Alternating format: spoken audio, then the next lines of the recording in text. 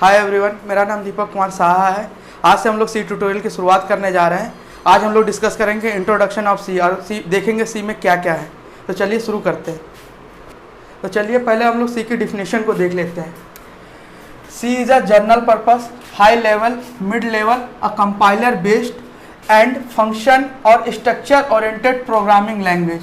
तो यहाँ पर हाई लेवल का क्या मतलब है? हाई लेवल का मतलब होता है कि इंग्लिश लैंग्वेज, जिसमें हम लोग जो भी प्रोग्राम लिखेंगे वो इंग्लिश लैंग्वेज में लिखेंगे। और मिड लेवल इसको क्यों कहा जाता है? क्योंकि सी जो लैंग्वेज है वो लो लेवल और हाई लेवल दोनों लैंग्वेजेस को समझती है और उन पे काम करती है, इसलिए इसको मिड लेवल लैंग्वेज कहा जाता है। और कंपाइलर बेस इसलिए है क्योंकि हम लोग जो भी प्रोग्रामिंग लिखते हैं वो इंग्लिश लैंग्वेज में लिखते हैं, कंप्यूटर उस लैंग्वेज को समझ नहीं पाता है, इसलिए हमको कंपाइलर की ज़रूरत पड़ी ताकि हमारे इंग्लिश लैंग्वेज को वो मशीन लैंग्वेज जो कि बाइनरी फॉर्म होता है 0-1 की फॉर्म में कन्वर्ट कर सके।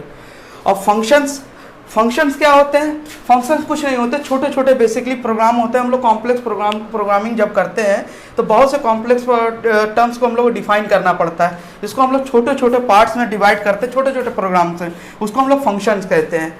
और स्ट्रक्चर ओरिएंटेड प्रोग्रामिंग लैंग्वेज है।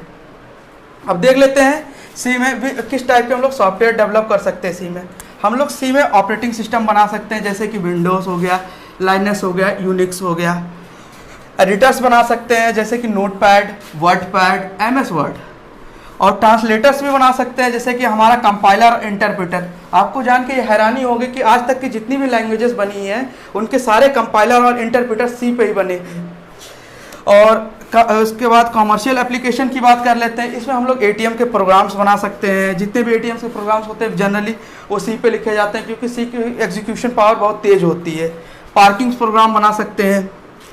उसके बाद ड्राइवर्स बना सकते हैं क्योंकि सी एक मिड लेवल लैंग्वेज है जो प्रोसेसर पे काम करती है, इसलिए इसका यूज़ हम लोग ड्राइवर्स बनाने में करते हैं। जितने भी ड्राइवर्स होते हैं जैसे ऑडियो ड्राइवर्स हो गया, वीडियो ड्राइवर्स हो गया और बहुत से सारे ड्राइवर्स वो सारे सी पे बनाए जाते हैं। और सबसे सी की एक डिसएडवांटेज सबसे बड़ा ये है कि इसमें सिर्फ हम लोग स्टैंड एलोन एप्लीकेशन बना सकते हैं। स्टैंड एलोन का मतलब होता है कि जिस ऑपरेटिंग सिस्टम पे आपने इसको डेवलप किया है आप उसी ऑपरेटिंग सिस्टम पे इसको सिर्फ रन कर सकते हैं। सी लैंग्वेज का इंट्रोडक्शन हो गया। अब चलिए थोड़ा इसकी शॉर्ट हिस्ट्री देख लेते हैं। सी लैंग्वेज को इंट्रोड्यूस किया था डेनिस रिची ने सन 1972 में। रिची जो कि एक स्पेशल सॉफ्टवेयर इंजीनियर थे और बेल्स लाइफ में काम करते थे जो कि USA में लोकेटेड था, ठीक है। और डेनिस रिची ने सी लैंग्वेज को डेवलप करने के लिए बी लैंग्वेज का यूज़ किया था जो कि सी लैंग्वेज से पहले बनाई गई लैंग्वेज थी। सी को जब डेनिस रिची ने बनाया था तो इसकी कोई पहचान नहीं थी, इस तो सब सन 1989 में ANSI नाम की एक USA की ऑर्गेनाइजेशन थी जिसने इसको एक पहचान दी ANSI सी नाम से।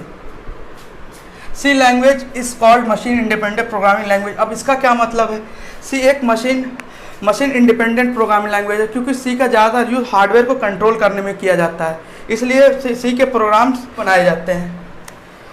परंतु इसके साथ एक प्रॉब्लम यह है कि but C executive file are platform dependent. इसका क्या मतलब है कि अगर आपने सी के प्रोग्राम्स को अगर विंडोज़ ऑपरेटिंग सिस्टम पे बनाया है तो आप उसको विंडोज़ ऑपरेटिंग सिस्टम पे ही रन करा सकते हैं।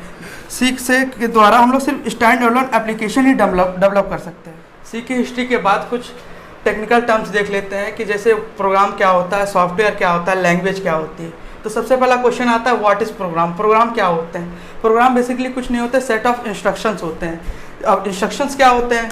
तो जैसे आप लिख सकते हैं C=A+B आपने लिखा, D= आपने A×B लिखा, तो ये एक एक इंडिविजुअल लाइंस जो है, एक एक लाइंस ये आपके इंस्ट्रक्शंस कहलाते हैं और इन्हीं के कॉम्बिनेशन को हम लोग प्रोग्राम कहते हैं।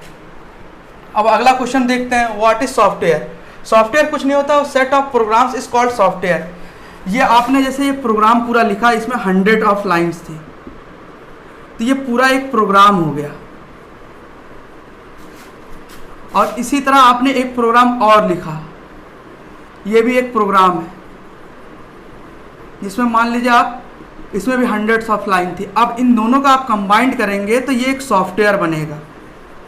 जैसे कि आपका कैलकुलेटर, आपने से कैलकुलेटर यूज़ किया ही होगा, तो उसमें आप मल्टीप्लिकेशन भी कर सकते हैं, डिवीज़न भी कर सकते हैं, माइनस प्लस सब कुछ कर सकते हैं। तो वो क्या आपका कैलकुलेशन का सॉफ्टवेयर है, तो वो हर प्रोग्राम को इंडिविजुअल प्रोग्राम को लिखा गया होगा, उसके बाद एक जगह कंबाइन किया होगा, तब जाके कैलकुलेशन सॉफ्टवेयर बना।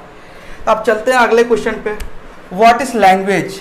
लैंग्वेज क्या होती है? लैंग्वेज का मतलब होता है भाषा, जिससे हम एक दूसरे से बात कर सकें। जैसे मैं आपसे इंटरेक्ट कर रहा हूँ तो ये हिंदी भाषा है, जिसके थ्रू मैं आपसे बात कर पा रहा हूँ, आप हमको अपनी भावनाएं व्यक्त कर सकते हैं, हम आपको कर सकते हैं। लेकिन ये भाषा तो कंप्यूटर नहीं समझता, इसके लिए हम लोग को कंप्यूटर लैंग्वेज की ज़रूरत पड़ती है। तो कंप्यूटर लैंग्वेजेस का यूज़ कहाँ करते हैं? हम लोग प्रोग्राम्स लिखने में करते हैं, क्योंकि अगर हम लोग प्रोग्राम्स नहीं लिखेंगे तो कंप्यूटर के साथ इंटरेक्ट नहीं कर सकते। तो 3 बेसिक लैंग्वेजेस होती हैं कंप्यूटर से इंटरेक्ट करने की। पहली होती है मशीन लैंग्वेज, दूसरी होती है हाई लेवल लैंग्वेज और तीसरी होती है mid level language. Machine level language जैसे कि आप बाइनरी लैंग्वेजेस होती हैं, 0-1 की भाषा में होती है। ये हमारे ह्यूमंस के लिए काफ़ी डिफ़िकल्ट होता है इसको समझना, लेकिन ये मशीन हमारी यही भाषा समझती है। और हाई लेवल लैंग्वेज क्या होती है? जैसे आपकी सी हो गई, जावा हो गई, C# हो गई, ये सब लैंग्वेज हाई लेवल लैंग्वेजेस हैं जो इंग्लिश में लिखी जाती हैं और कंपाइलर की मदद से मशीन लेवल लैंग्वेज में कन्वर्ट की जाती हैं। अब बात करते हैं मिड लेवल लैंग्वेज की। तो मिड लेवल लैंग्वेज क्या होता है? मिड लेवल लैंग्वेज जैसे असेंबलर होता है, माइक्रो प्रोसेसिंग की जो जितने भी प्रोसेसर के प्रोग्राम्स लिखे जाते हैं वो मिड लेवल लैंग्वेज पे लिखे जाते हैं। ऐसा क्यों होता है? ऐसा इसलिए होता है कि अगर हमने इसको हाई लेवल लैंग्वेज में लिखा तो हमको कंपाइलर को भी इंट्रोड्यूस करना पड़ेगा ताकि वो मशीन लेवल में कन्वर्ट हो, तो जिससे हमारी प्रोसेसिंग काफ़ी स्लो हो जाएगी। इसलिए मिड लेवल लैंग्वेजेस का यूज़ माइक्रो प्रोसेसर और प्रोसेसर के प्रोग्रामिंग करने के लिए किया जाता है। अब चलते हैं अगले टॉपिक की तरफ। चलिए आप देख लेते हैं कि कंपाइलर क्या होता है। What is compiler? Compiler is nothing but it is a program that convert high level language into machine level language। अब इसका मतलब क्या हुआ? कंपाइलर एक प्रोग्राम है जिसके थ्रू हम लोग अपने हाई लेवल लैंग्वेजेस जो भी होती है, प्रोग्रामिंग लैंग्वेज जो हम लोग इंग्लिश लैंग्वेजेस में लिखते हैं, उसको मशीन लैंग्वेजेस मतलब 0-1 की भाषा में कन्वर्ट करता है। क्योंकि हम लोग प्रोग्राम 0-1 की भाषा में तो लिख नहीं सकते, ये ह्यूमंस के लिए काफ़ी टफ है, इसलिए हम लोग कंपाइलर का यूज़ करते हैं। इसी में मैं एक प्रोग्राम लिखता हूँ, #include studio.h int main।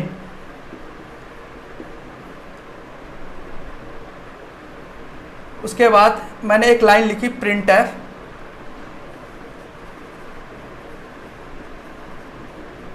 हाय।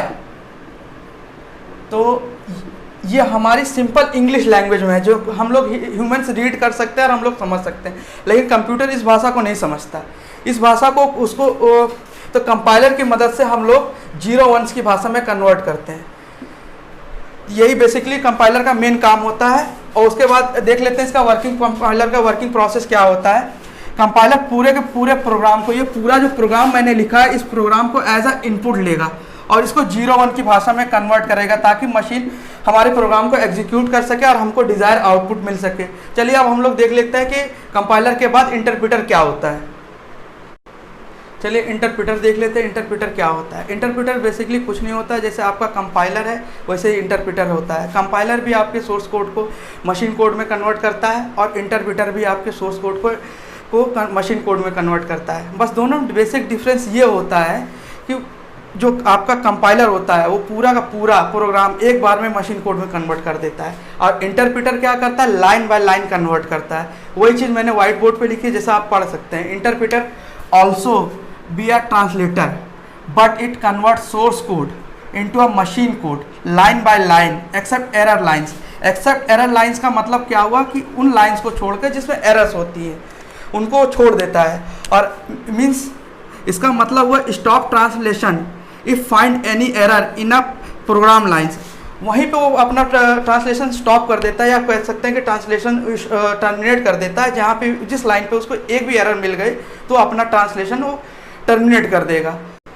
तो हाँ दोस्तों, आज हमने इंट्रोडक्शन ऑफ सी पढ़ लिया और आने वाले वीडियोस में हम लोग फंडामेंटल ऑफ सी के बारे में पढ़ेंगे। अगर मेरी वीडियो आपको अच्छी लगी हो तो लाइक करें वीडियो को, और आपको इन सब जो मैंने अभी तक टॉपिक्स पढ़ा है उनमें कोई भी डाउट हुआ हो तो आप कमेंट सेक्शन में आप कमेंट कर सकते हैं। और मेरी वीडियोस आपको लगती है कि आपके लिए यूज़फुल है तो मेरे चैनल को सब्सक्राइब करें। तो मिलते हैं अगली वीडियो में।